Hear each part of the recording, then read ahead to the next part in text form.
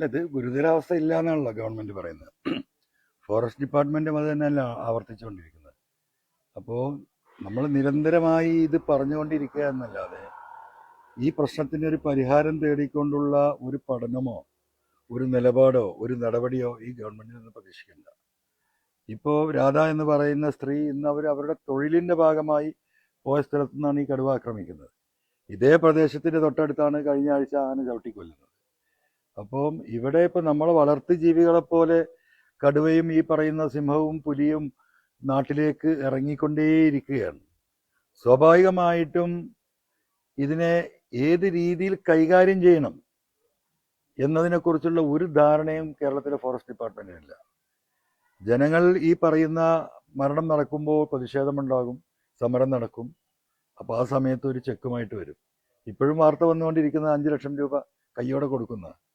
അപ്പോൾ വന്യജീവി ആക്രമണത്തിൽ മരണപ്പെടുന്നവർക്ക് 5 ലക്ഷം രൂപ കേന്ദ്ര ഗവൺമെന്റും 5 ലക്ഷം സ്റ്റേറ്റും കൊടുത്തുകൊണ്ടിരിക്കുകയാണ്.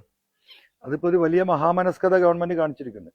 അതൊരു മനുഷ്യന്റെ ജീവന് 10 എന്നുള്ളത് 11 ഉയർത്തിയിട്ടുണ്ട്. ഒരു ലേലം വിളി നടക്കുകയാണ്. അപ്പോൾ ഇനി അടുത്ത് ചിലപ്പോൾ 11 എന്നുള്ളത് 11.5 ലക്ഷമാകും. ഇങ്ങനെ മനുഷ്യന്റെ ജീവനെ എന്താ പറയുക ലേലം വിളിച്ച് വിൽക്കുന്ന ഒരു അവസ്ഥയിലേക്ക് കേരളം പോവുകയാണ്. ഇന്നലെ എൻ്റെ തൊട്ടടുത്ത ഗ്രാമപഞ്ചായത്തായ ഊർങ്ങാട്ടിരിയിൽ ആന കിണറ്റിൽ വീണത് രാവിലെ നമ്മൾ കണ്ടതാണ്. ആ ആനയെ അവിടുന്ന് മയക്കുവെടി വെച്ച് കൊണ്ടുപോയി കാട് കയറ്റണമെന്ന ജനങ്ങളുടെ ആവശ്യം വൈകുന്നേരം വരെയും ജനങ്ങൾ അതിനു വേണ്ടിയിട്ട് ശബ്ദമുയർത്തിയിട്ടും അത് ചെവി കൊള്ളാതെ ആ കാട്ടിലേക്ക് തന്നെ കയറ്റിവിട്ടിരിക്കുകയാണ്. ഈ ആന നാളെയോ മറ്റന്നാളോ അത് വീണ്ടും വരും. ഇത്തരം വീണ ആനയുടെ മണ്ണിട്ട് മൂടണം എന്ന് ഞാൻ പറഞ്ഞതാണ് ഇവിടുത്തെ വലിയ വിവാദം. ഇന്ന് പലരും എന്നെ ഫോണിൽ വിളിച്ചിരുന്നു, നിങ്ങൾ എന്ത് മനുഷ്യനാണ്, നിങ്ങൾ എന്താ ഇങ്ങനെയൊക്കെ പറയുന്നത്. ഇന്നലെ എന്നെ ഫോണിൽ വിളിച്ച് ഇതിൽ പ്രതിഷേധം രേഖപ്പെടുത്തിയ ആളുകളോട് എനിക്ക് ചോദിക്കാനുള്ളത്, ഇന്ന് ഈ രാധ മരണപ്പെട്ടതിനെ കുറിച്ച് അവർക്ക് എന്താ പറയാനുള്ളത്.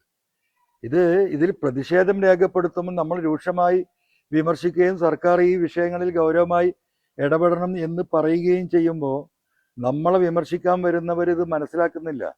നാളെ അവരുടെ മുറ്റത്തും അവരുടെ വീടിൻ്റെ അകത്തും ഈ കടുവയും പുലിയും ഒക്കെ വന്ന് അവരെ മക്കളെ പിടിച്ചു കൊണ്ടുപോകുമ്പോഴേ അവർക്കൊക്കെ ബോധോദയം ഉണ്ടാവുള്ളൂ. അതുകൊണ്ടാണ് ഇന്നലെ ഞാൻ പറഞ്ഞത്, കേരളമാകെ തുറന്നിട്ട വന്യമൃഗശാലയായി മാറിക്കൊണ്ടിരിക്കുന്നു. അതാണ് ഇതിൻ്റെ വസ്തുത.